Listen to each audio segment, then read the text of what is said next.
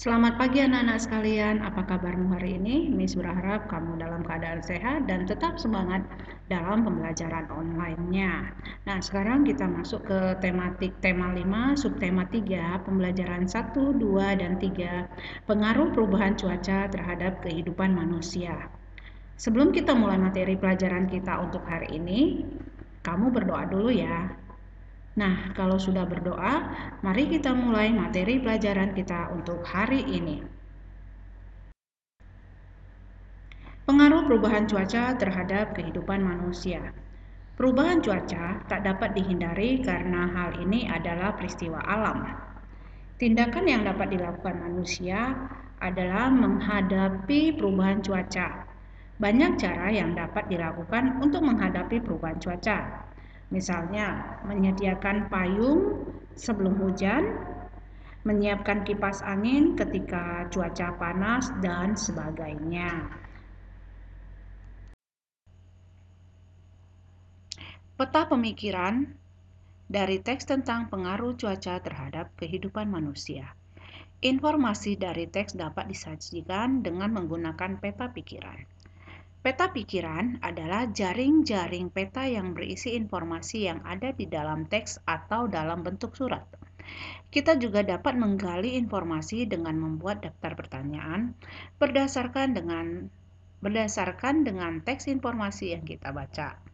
Di pembelajaran sebelumnya, kalian sudah mempelajari tentang kata tanya. Tapi, untuk mengingatkan kembali, di sini ada contoh kata tanya dan fungsinya berikut ini. Apa untuk menanyakan sesuatu atau peristiwa? Siapa untuk menanyakan seseorang?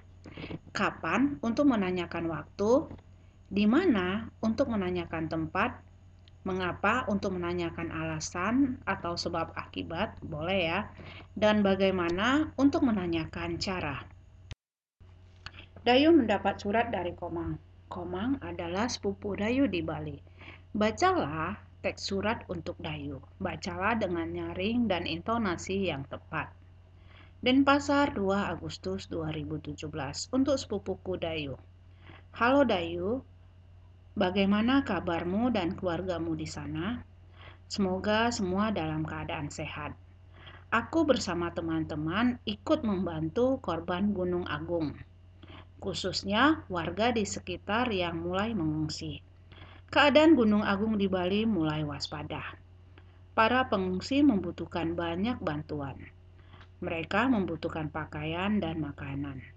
Selimut dan peralatan sekolah juga dibutuhkan. Dayu, maukah kalian membantu para pengungsi? Aku tunggu ya kabar selanjutnya darimu. Sampaikan salamku untuk keluargamu. Sampai jumpa. Salam sayang dari sepupumu, Komang. Nah, sekarang mari kita rangkum isi teks surat yang telah dibaca. Buatlah dalam bentuk peta pemikiran. Pertama tadi kita rangkum dulu ya. Peristiwa apa yang diceritakan dalam isi surat? Ya, peristiwa yang ada di dalam cerita dalam surat itu adalah warga sekitar Gunung Agung yang mengungsi. Kapan dan di mana peristiwa itu terjadi? 2 Agustus 2017. Mengapa peristiwa itu terjadi? Karena warga mengungsi Gunung Agung yang mulai waspada. Bagaimana menanggulangi peristiwa itu? Dengan cara mengumpulkan pakaian dan makanan. Siapa yang mengalami peristiwa itu? Komang, sepupunya Dayu. Nah, sekarang mari kita buat peta pemikirannya. Jadi sebelum kita membuat peta pemikirannya, kita mempergunakan daftar pertanyaan dulu. Yang tadi yang sudah dijelaskan dengan menggunakan kata tanya, kapan, di mana, mengapa, bagaimana, siapa, yang berhubungan dengan isi bacaan. Nah, sekarang kita akan membuat peta pemikirannya. Ya, tadi rangkumannya kan tadi kan kapan dan di mana peristiwa itu terjadi. Dan peristiwa apa yang diceritakan dalam isi surat. Selanjutnya bagaimana menanggulangi peristiwa itu, mengapa peristiwa itu terjadi, dan siapa yang mengalami peristiwa itu. Ya, di tengahnya ini kita buat surat dari Dayu, surat untuk Dayu. Ya, sekarang mari kita jawab. Ya, jawabannya itu kapan dan di mana peristiwa itu terjadi. Tadi di 2 Agustus 2017. Selanjutnya, peristiwa apa yang diceritakan dalam isi surat? Warga sekitar Gunung Agung mengungsi. Selanjutnya, bagaimana menanggulangi peristiwa itu dengan cara mengumpulkan pakaian dan makanan. Selanjutnya, mengapa peristiwa itu terjadi? Warga mengungsi karena Gunung Agung mulai waspada. Siapa yang mengalami peristiwa itu? Yang mengalami peristiwa itu adalah Komang, sepupunya Dayu. Jadi inilah ya peta pemikirannya. Selanjutnya, hasil rangkuman peta pemikiranmu di dalam kita buat di bawah ini ya. Nah, dari hasil peta pemikiran ini kita kembangkan lagi ke dalam, kita buat hasil rangkumannya menjadi lebih singkat lagi ya. Pada tanggal 2 Agustus 2017, Komang, sepupu Dayu, membantu korban Gunung Agung. Warga sekitar Gunung Agung mengungsi. Warga mengungsi karena Gunung Agung mulai status waspada. Komang mengajak Dayu untuk mengumpulkan pakaian dan makanan. Jadi itulah hasil rangkuman dari peta pemikiran yang sudah kita buat tadi. Selanjutnya, perhatikan kembali wacana berikut ini. Mari mencari informasi proses terjadinya hujan. Bagaimana hujan itu terjadi? Nah, di sini ada gambar. Ya, gambar proses terjadinya hujan. Cuman gambar ini belum berurutan sesuai dengan urutannya yang tepat. Nah, mari kita susun gambar ini sehingga menjadi urutan yang tepat. Pertama, gambar pertama itu kalau kita perhatikan, gambar pertama itu adalah gambar terjadinya hujan. Sedangkan gambar yang kedua, air terkena panas matahari lalu menguap dan menjadi awan. Sedangkan gambar yang ketiga, awan berkumpul menjadi satu dan berubah menjadi mendung. Ya, kalau kita perhatikan awannya semakin lama semakin menghitam ya. Nah, sekarang mari kita susun ya. Mari kita susun urutan yang tepat. Urutan yang tepat adalah ya di nomor 2 ya. Air terkena panas matahari lalu menguap dan menjadi awan. Ya, proses terjadinya hujan itu matahari ya memanaskan air lalu airnya menguap. Ya, selanjutnya di nomor 3, awan ya, awan berkumpul menjadi satu lalu berubah menjadi mendung ya. Selanjutnya di nomor 3, gambarnya nomor 3 itu ya, gambar nomor 1 ya. Lalu terjadilah titik air ya, dan bertambah banyak ya. Awan itu menampung titik-titik air. Titik-titik air itu nggak mampu lagi awan itu tidak mampu lagi menampung titik-titik air sehingga turunlah hujan. Jadi itulah urutan proses terjadinya hujan. 2, 3, 1. Selanjutnya, apakah kegiatan akan berubah saat terjadinya perubahan hujan? Bagaimana pengaruh cuaca terhadap kehidupan manusia? Nih, sekarang perhatikan gambar. Ya, perhatikan gambar di samping ini. Proses terjadinya hujan itu dimulai dari proses evaporasi yang disebabkan oleh sinar matahari. Air yang terdapat di sungai, laut, atau sumber lainnya akan mengalami penguapan. Ini dia ya, evaporasi. Apa itu evaporasi? Evaporasi adalah air yang terdapat di sungai, laut, danau, atau sumber lainnya ya mengalami penguapan karena panas matahari ya. Jadi panas matahari itu ya memanasin sumber-sumber air sehingga air itu menguap, ya. Lalu air itu mengalami penguapan karena panas matahari. Ketika air itu menguap, maka air itu akan naik ke atas berupa uap air. Selanjutnya, setelah itu proses kondensasi akan terjadi akibat hasil uap yang sudah naik. Ya. Uap air akan berubah menjadi embun. Suhu udara semakin meningkat dan membuat titik-titik embun semakin banyak dan memadat.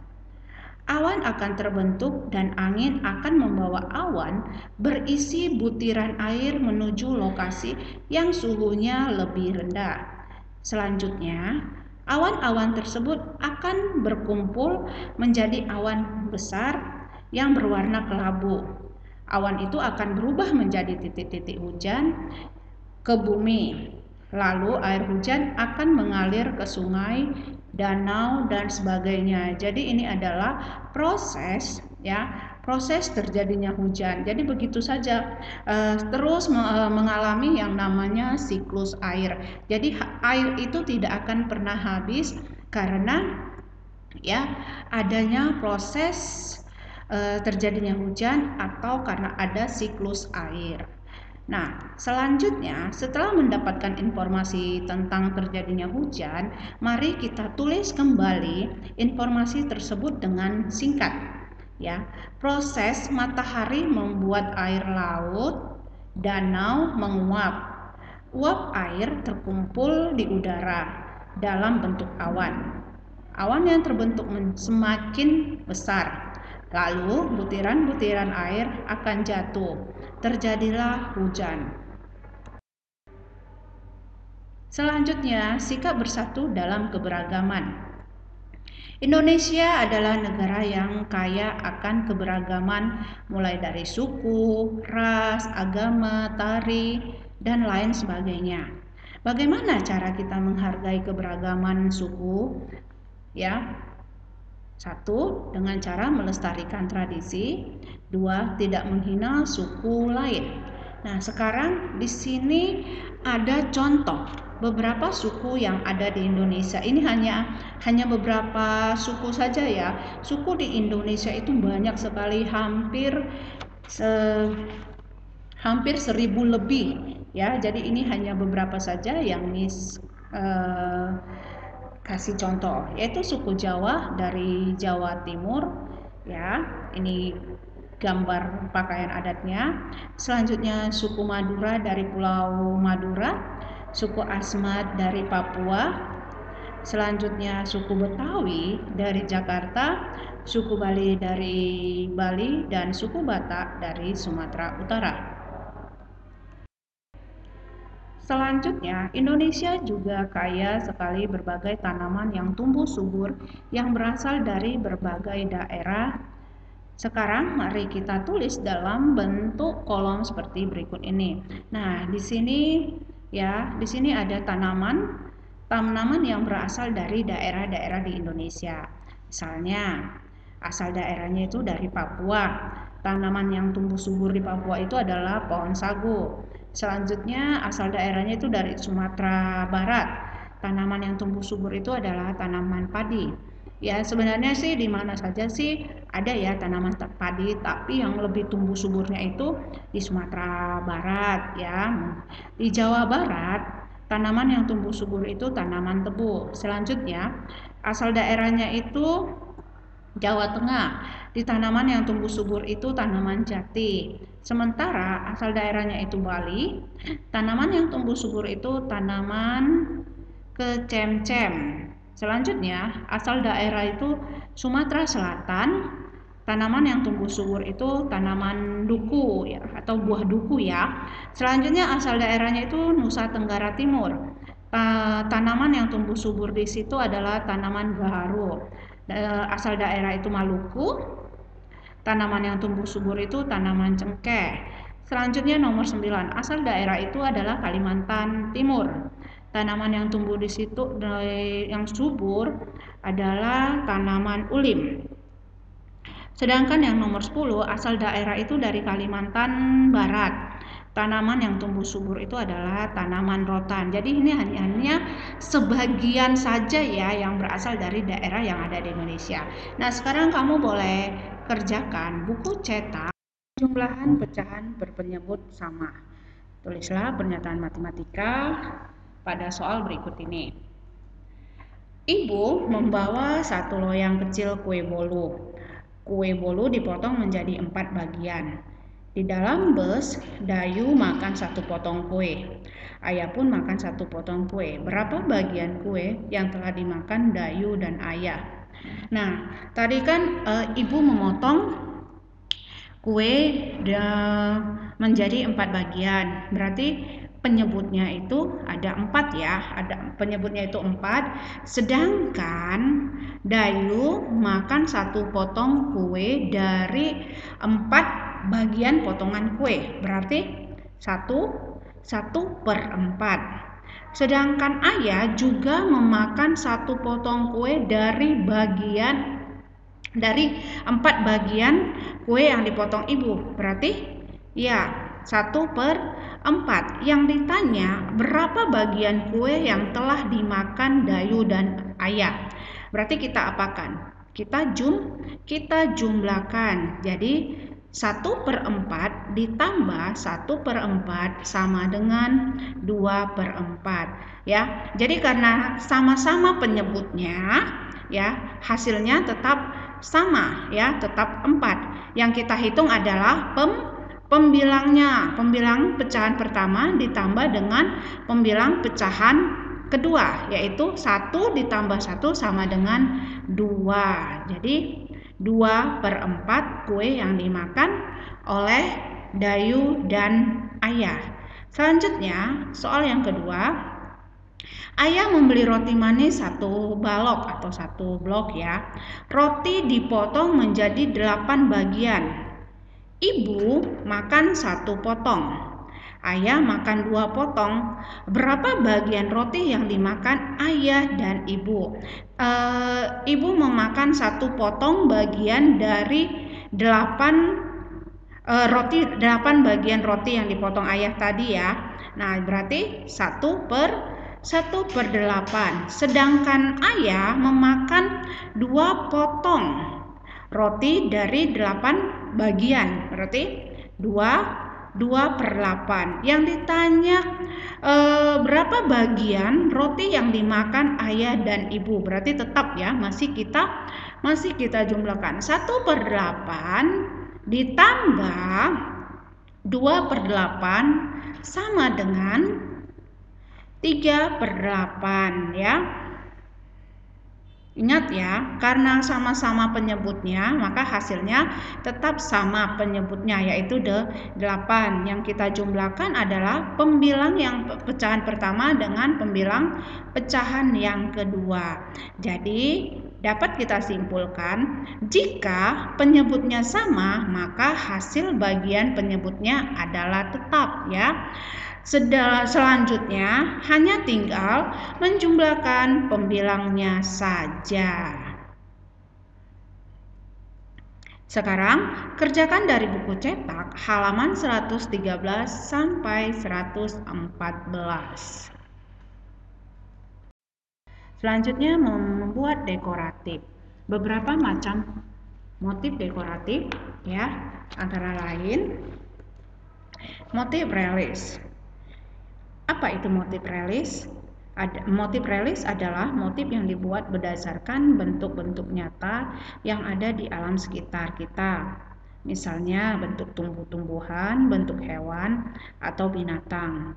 Bentuk batu-batuan, bentuk awan, matahari, binatang, bentuk pemandangan, alam, dan sebagainya.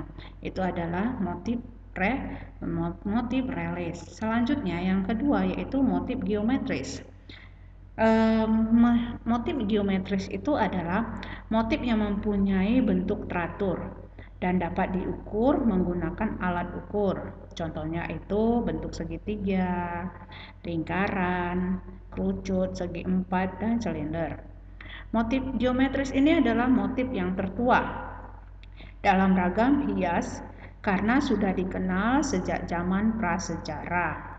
Motif geometris berkembang dari bentuk titik, garis, atau bidang yang berulang dari yang sederhana sampai dengan pola yang rumit. Itu adalah motif geometris. Selanjutnya, motif dekoratif. Motif dekoratif adalah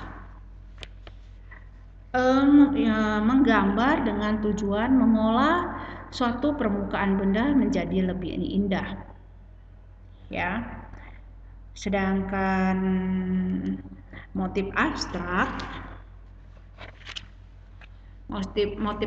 yaitu motif abstrak digunakan bentuk yang lebih bebas, bukan geometris. Nah, ini adalah contoh dari motif abstrak, ya. Nah, itu adalah membuat karya dekoratif. Yang banyak sekali kita temukan dalam kehidupan kita. Nah, sampai di sini dulu pembelajaran kita hari ini. Sampai bertemu kembali di pembelajaran berikutnya. Apa yang disampaikan, kamu boleh catat di buku catatan kamu, dan setiap tugas yang diberikan, kamu langsung kerjakan agar tidak lupa. Terima kasih, tetap semangat, dan salam sehat selalu dari Miss.